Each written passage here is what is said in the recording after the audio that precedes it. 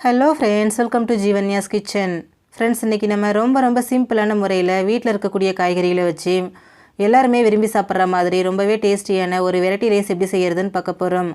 அதுக்கு முன்னாடி நம்ம சேனல் ஜீவன்யாஸ் கிச்சனை சப்ஸ்கிரைப் பண்ணாத நண்பர்கள் மறக்காமல் சப்ஸ்கிரைப் பண்ணி பக்கத்தில் இருக்க பெல் சிம்பிளையும் கிளிக் பண்ணிக்கோங்க. ஃபஸ்ட்டு அரிசி ஊற போட்டுடலாம். நான் இன்றைக்கி 250 ml கப்பால் 2 கப் அளவுக்கு பாசுமதி அரிசி எடுத்துருக்கிறேன். நீங்கள் நார்மலாக என்ன அரிசி யூஸ் பண்ணுவீங்களோ அதையே யூஸ் பண்ணிக்கலாங்க. இப்போ இதில் தண்ணி சேர்த்துருங்க. சேர்த்துட்டு இதில் கொஞ்சம் கூட அழுக்கு தூசி இல்லாமல் ஒரு 2-3 தடவை நல்லா கையில் இந்த மாதிரி பிசைஞ்சு விட்டு கழுவி எடுத்துருங்க. கழுவி எடுத்ததுக்கப்புறமா திரும்பவும் இதில் தேவையான தண்ணி சேர்த்துட்டு ஒரு 20 நிமிஷத்துக்கு அப்படியே வச்சுடுங்க. அரிசி நல்லா ஊறி வரட்டும். அடுத்ததாக ஒரு பவுல் எடுத்துகிட்டு அதில் 1 கப் அளவுக்கு ஃப்ரெஷ்ஷான புளிக்காத தயிர் சேர்த்துக்குங்க.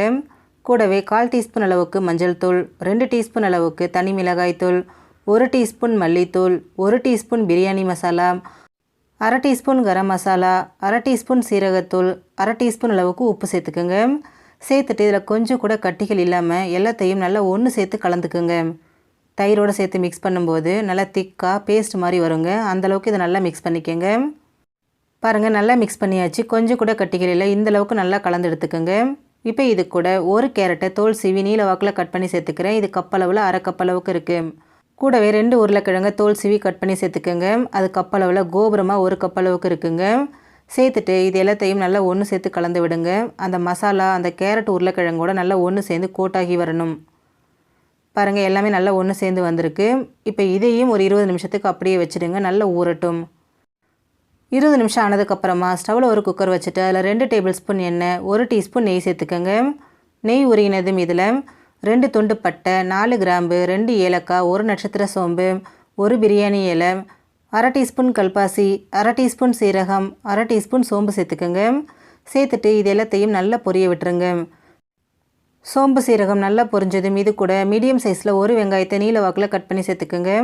கூடவே 2 பச்சை மிளகாய் 2 கட் பண்ணி சேர்த்துட்டு வெங்காயம் நல்லா சாஃப்டாகி கண்ணாடி பதம் வர அளவுக்கு இதை நல்லா வதக்கி விடுங்க. பாருங்கள், வெங்காயம் நல்லா சாஃப்டாக வதங்கி வந்திருக்கு. இப்போ இது கூட நம்ம ஏற்கனவே மேரினேட் பண்ணி வச்சுருக்கக்கூடிய உருளைக்கிழங்கு கேரட்டை சேர்த்துக்கோங்க. கூடவே 1 கையளவுக்கு பொடியை நறுக்கின மல்லி இலை, 1 கையளவுக்கு பொடியை நறுக்கின புதினா சேர்த்துக்கோங்க. சேர்த்துட்டு இதை ஒரு 2 நிமிஷத்துக்கு நல்லா கலந்து கொடுங்க. அந்த மசாலா எல்லாமே நல்லா வேகணுங்க. வெந்து எண்ணெய் பிரிஞ்சு வரணும். அது வரைக்கும் இதை நம்ம வேக வைக்க போகிறோம். இது ரொம்ப நேரம் எடுக்காதுங்க. ஒரு 2லேருந்து 3 நிமிஷத்துக்கு இதை நம்ம வேக வச்சாலே நமக்கு சரியாக இருக்கும். இப்போ இது கொஞ்சம் வேகட்டும். பாருங்கள், ஒரு 3 நிமிஷம் போல் ஆகிருக்கு. எண்ணெய் நல்லா பிரிஞ்சு நல்லா தகன்னு வந்திருக்கு. பாருங்கள், மசாலாவும் அந்த காய்கறியோடு நல்லா ஒன்று சேர்ந்து வந்திருக்கு. இந்த அளவுக்கு வந்ததுக்கப்புறமா இதில் அரிசி சேர்த்துக்கோங்க. நம்ம ஏற்கனவே அரிசி ஊற வச்சுருக்கோம் இல்லைங்களா, தண்ணியை வடிச்சிட்டு அரிசியை மட்டும் இது கூட சேர்த்துக்கோங்க. அடுத்ததாக இதில் தண்ணி சேர்த்துக்கலாம். நான் இன்றைக்கி 2 கப் அளவுக்கு பாசுமதி அரிசி எடுத்துருக்கிறேன். 1 கப்புக்கு 1/2 கப் தண்ணிங்கிற கணக்கில் நான் இன்றைக்கி 3 கப் அளவுக்கு தண்ணி சேர்த்துக்கிறேன். கூடவே தேவையான அளவு உப்பு, நான் 1 டீஸ்பூன் உப்பு சேர்த்துக்கிறேங்க. சேர்த்துட்டு இது எல்லாத்தையும் நல்லா ஒன்று சேர்த்து கலந்து விட்டுருங்க. பாருங்கள், நல்லா மிக்ஸ் பண்ணியாச்சு. இப்போ இதை மூடி போட்டுடலாம். மூடி போட்டுட்டு ஒரு 2 விசில் விட்டு எடுத்துக்கோங்க. சாதம் நல்லா வெந்து வரட்டும். 2 விசில் வந்து ப்ரெஷர் ஃபுல்லாக தானாக ரிலீஸ் ஆகிற வரைக்கும் வெயிட் பண்ணிவிட்டு அதுக்கப்புறமா இதை ஓப்பன் பண்ணிக்கோங்க. பாருங்கள், சாதம் நல்லா வெந்து வந்திருக்குங்க.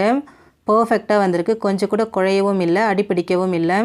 சைடிஷ் கூட தேவையில்லைங்க, அப்படியே சாப்பிட்லாம். ரொம்ப டேஸ்டியாக இருக்கும். அவ்வளோதான் ஃப்ரெண்ட்ஸ், நமக்கு ரொம்ப டேஸ்டியான உருளைக்கிழங்கு சாதம் ரெடி ஆகிடுச்சு.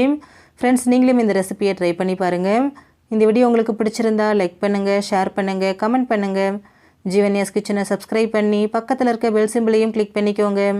அப்போ தான் நான் போடுற வீடியோஸோட நோட்டிஃபிகேஷன்ஸ் உடனுக்குடனே உங்களுக்கு வரும். தேங்க்யூ.